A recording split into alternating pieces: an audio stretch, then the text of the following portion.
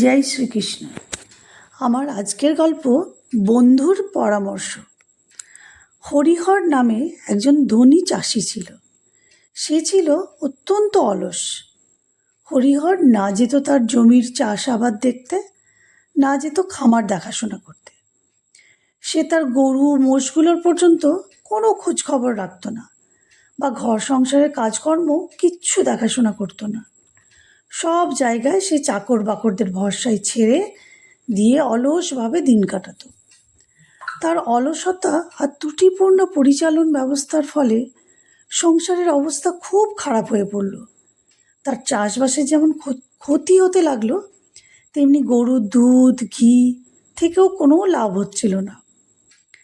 একদিন হরিহরের বন্ধু তিনকড়ি ওর বাড়িতে বেড়াতে এলো। তিনকড়ি এসে হরিহরের ঘরের বেহাল অবস্থা দেখে মনে খুব ব্যথা পেল এবং বুঝল হরিহরকে মুখের কথায় বোঝালে সে তার স্বভাব বদলাবে না। তাই তার বন্ধু হরিহরের ভালোর জন্য তাকে বলল, ভাই, তোমার শোচনীয় অবস্থা দেখে আমার খুব কষ্ট হচ্ছে। তোমার এই অভাব দূর করার সহজ এক উপায় আমার জানা আছে, যদি তুমি সেটা করতে পারো। হরিহর বলল, কি সেই উপায়? দয়া করে তুমি সেই উপায় আমাকে বলে দাও, আমি নিশ্চয়ই তা পালন করব। তিনকড়ি বলল, শোনো, পাখিরা সব যখন ঘুমে থেকে জেগেও ওঠে না, তখন মানস সরোবর থেকে একটি সাদা রাজহাঁস রোজ এই পৃথিবীতে নেমে আসে আর দুপুর পর্যন্ত এখানেই থাকে, তারপর ফিরে যায়। কিন্তু ঠিক জানি না সে হাঁসটা কবে আর কোথায় আসবে। তবে যে লোক তার একবার দেখা পায়, তার কোনো দিন কোনো অভাব থাকে না। হরিহর বললে, যাই ঘটুক না কেন, আমি ওই হাঁসটাকে দেখবই। আমি ঠিক খুঁজে বের করব হাঁসটাকে। এরপর তিনকড়ি চলে গেল। হরিহর পরের দিনই খুব ভোরে উঠে পড়ল।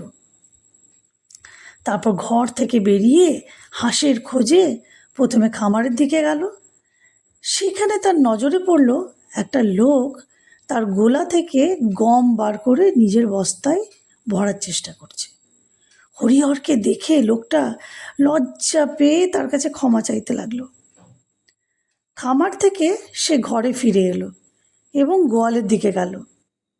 ওখানে গিয়ে দেখে রাখালটা গরুর দুধ ধুয়ে দুধটা তার বউয়ের ঘটিতে ঢেলে দিচ্ছে। হরিহর রাখালকে খুব ধমকালো। রাখাল কোনো রকম হাতে পায়ে ধরে সে যাত্রা বাঁচল। ঘরে এসে জলখাবার খেয়ে হাঁসের খোঁজে হরিহর আবার বেরিয়ে পড়ল। এবারে গেল সোজা জমির দিকে। হরিহর দেখল খেতে এখনো পর্যন্ত কোনো মজুর কাজ করতে আসেনি। সে ওখানে বেশ কিছুক্ষণ দাঁড়িয়ে রইল। তারপর যখন মজদুররা এলো, তখন কাজে আসতে দেরি করার জন্য তাদেরকে খুব বকাবকি করলো। এইভাবে সে যেখানেই যায় সেখানেই চুরি কিংবা ফাঁকিবাজি লক্ষ্য করে। সাদা হাঁসের খোঁজে হরিহর রোজ ভোরে উঠতে লাগলো আর ঘুরতে লাগলো চারদিকে। সেই থেকে তার কাজের লোকজন ঠিকমতো কাজও করতে লাগলো। তার খামারে, গোয়ালে চুরি, কাজ ফাঁকি ইত্যাদি সব বন্ধ হয়ে গেল। আগে সে অসুস্থ ছিল, এখন তার স্বাস্থ্যও ভালো হয়ে গেল। যে জমিতে সে আগে 10 মণ ধান পেত, সেই জমিতে এখন 25 মণ ধান পেতে লাগলো। গোয়াল থেকেও প্রচুর পরিমাণে দুধ পেতে লাগলো। এইভাবে দিন চলতে লাগলো।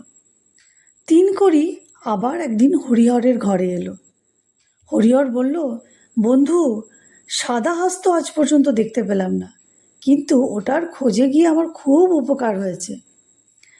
তিনকড়ি হেসে বলল, শোনো, পরিশ্রম করাটাই আসলে সাদা হাঁস।